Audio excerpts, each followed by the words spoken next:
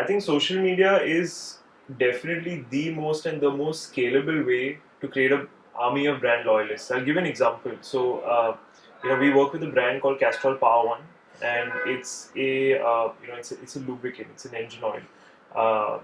It's an oil for bikes. So, and usually a biker doesn't, they know what gear they use, they know what they know what bike they ride, they know the destinations they ride, but they never know about the oil that their bike is using. And I think to get bikers to talk about and recommend a particular oil can only be done if the oil brand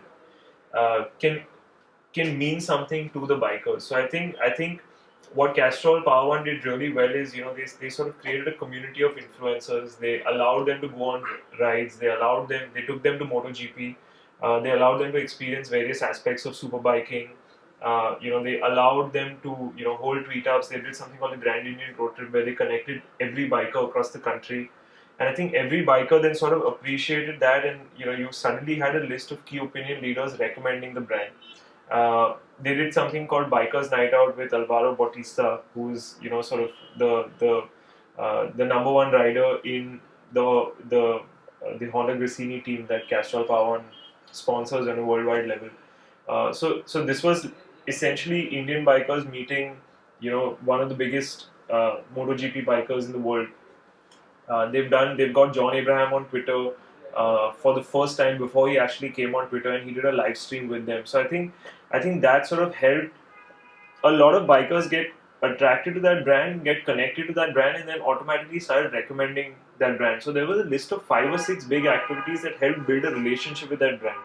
And I think that was so essential in terms of where the brand lies, and uh, in terms of creating a list of influencers who are able to you know talk about the brand. So I think and there was an increase in the awareness score, there was an increase in the affinity score, there was an increase in the loyalty score.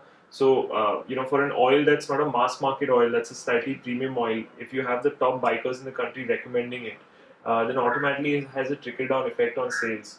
So I think that's where sort of the opinion leadership strategy is very important for categories like makeup and skincare. I think it's even more important, where it's important to harness relationships with bloggers, it's important to harness relationships with opinion leaders on Twitter, it's important to harness relationships with your top fans.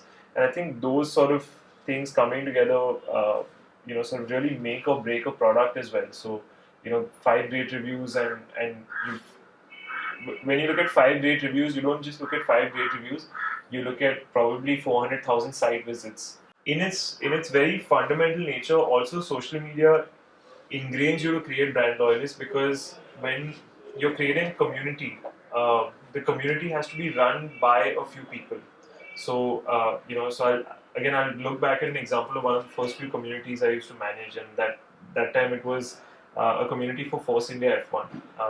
The team was very unknown in the sort of in the Indian space. Not too many people were following F1. People were doubting whether sort of is India going to get an F1 team. Uh, and so we created a small group on Facebook, nothing fancy at that time. Uh, but what suddenly started happening is that while there were a few people who were just watching passively, there were a few people who were extremely active. And they were really educating the rest of the community in terms of sort of what kind of what kind of hydraulics go behind the brakes, what kind of tires are used, qualifying rules, etc. So there was a bunch of 30 people who were extremely knowledgeable. And I think those loyalists build the community. So from our end, what we did for the brand is you know, I think at that point in time on Facebook groups, there was something called officers. So we made them officers of the group. We gave them specific titles saying pit crew and sort of the engine expert and so on and so forth. So everybody had a bit of a sort of a particular uh, how do I put it, a title which they felt because of which they felt really close to the brand, and they kept coming back every day. And there's very little the brand had to do then to sort of create a very vibrant community. So I think that's a great example of a community that was just built on loyalists, and that went on to become a sort of 200,000 strong community without any advertising spends. So of course it's the sport as well, which is which attracts a lot of people. But I think it was also the fact that a very healthy community attracted a lot of people to be a part of it and say that I want to be supporting Force India F1 because it's a team that that respects its fans.